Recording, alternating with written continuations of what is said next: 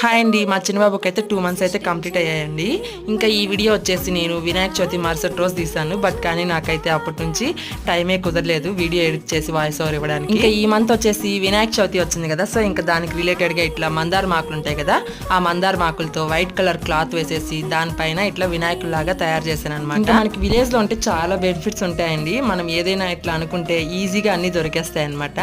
ఇంకా చూడండి, వినాయకుని అయితే ఇట్లా మందార మాకులతో ఇట్లా డెకరేట్ చేశాను. తర్వాత ఈ ఎల్లో కలర్ ఫ్లవర్స్ తో సెకండ్ అనే నెంబర్ని అయితే వేస్తున్నాను. ఇంకా ఇలా వేసేసిన తర్వాత ఆ వైట్ కలర్ క్లాత్ చుట్టూరా మందార ఆకులు ఉంటాయి కదా, ఆ ఆకులతోనే అట్లా డెకరేట్ చేశాను అనమాట. ఇంక ఇక్కడ వచ్చేసి నాకు మా తమ్ముడు అయితే హెల్ప్ చేస్తున్నాడండి. ఇంకా ఇక్కడ వచ్చేసి ఫైనల్ గా ఇలా మొత్తం మందార ఆకులు చుట్టూరా పెట్టేసిన తర్వాత ఫైనల్ లుక్ అయితే ఇదేనండి. తర్వాత మా చిన్నబాబుని అయితే అట్లా పక్కన పడుకోబెట్టేసి కొన్ని ఫొటోస్ అయితే తీసేసానండి. మీ అందరికీ ఈ వీడియో నచ్చితే ఖచ్చితంగా ఒక చిన్న లైక్ ఇచ్చి సబ్స్క్రైబ్ అయితే చేసుకోండి. Thanks for watching.